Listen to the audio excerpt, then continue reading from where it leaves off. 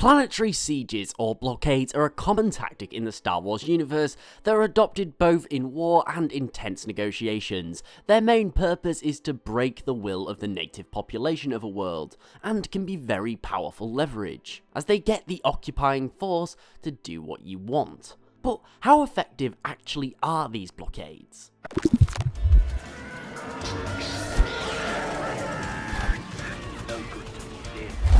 So, we've talked before about how blockades actually work, and I'll link that video here. It's essentially parking a collection of ships at a hyperspace point around a world and stopping any unauthorized access to and from the planet. And as we have seen in the Star Wars universe numerous times, these blockades can bring a planet to its knees very, very quickly. For example, on Naboo or Ryloth. As soon as these planets were cut off from the rest of the galaxy, they quickly fell. Now, this can be kinda difficult for us to understand as we live on one planet and don't do any intergalactic trading, etc. So it's not really relevant to us. I mean, Earth is a self-sustaining planet. It produces its own food, its own technology, and it harvests its own materials and resources.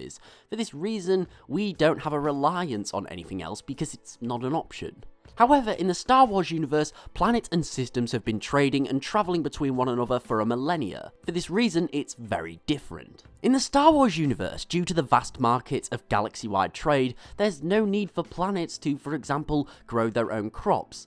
And it would kind of be stupid for many of them to. At the end of the day, if someone on a world with not very good growing conditions for crops chose to grow crops there, they wouldn't be very profitable. They wouldn't be able to compete with the prices of rich agricultural worlds, because they can offer more at lower prices. And since it's not profitable, most people are just not going to do it, especially if your planet has other strengths, for example if there's mineral wealth. Naturally, you would choose to use your resources to mine on that planet as opposed to grow crops, because that yields the best results and the more money. And this works great, normally. It allows every different planet to play into a specific economy.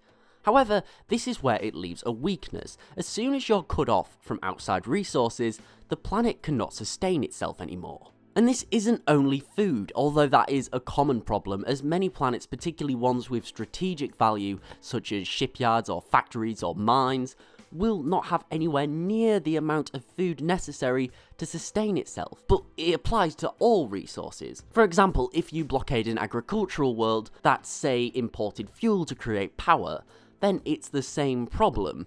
Generally, people are happier living without power than living without food, but public outcry is dangerous. In many ways, it forces the enemy to at least come to the negotiating table in a far weaker position. Remember, in the Star Wars universe, planets are often bespoke to a purpose. Its main exports are limited to what it naturally is best at, and it makes up for that with imports from other planets and systems. At the end of the day, even if you lived in a firm autocracy where one person held all the power, if you turn all the citizens against them, then they're screwed. Ultimately, blockades are very powerful tools, largely due to the reliance on intergalactic trade. And they're brilliant because in comparison to a full-blown invasion, where you have to station troops on the world, which is incredibly expensive, blockades can be far cheaper.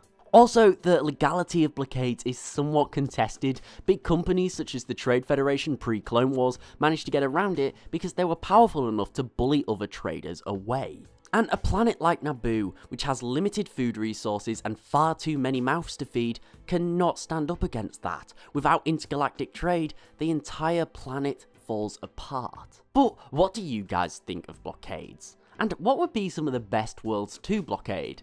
And let me know what you think in the comments below. Thanks for watching, I do hope you enjoyed. If so, please do remember to like, share and sub, as it's really appreciated and it helps the channel grow. Also, don't forget to follow me on Twitter at @TheLawGuy and tick the bell for regular updates. But most importantly, thanks again for watching, I really do hope that you enjoyed, and I'll see you next time.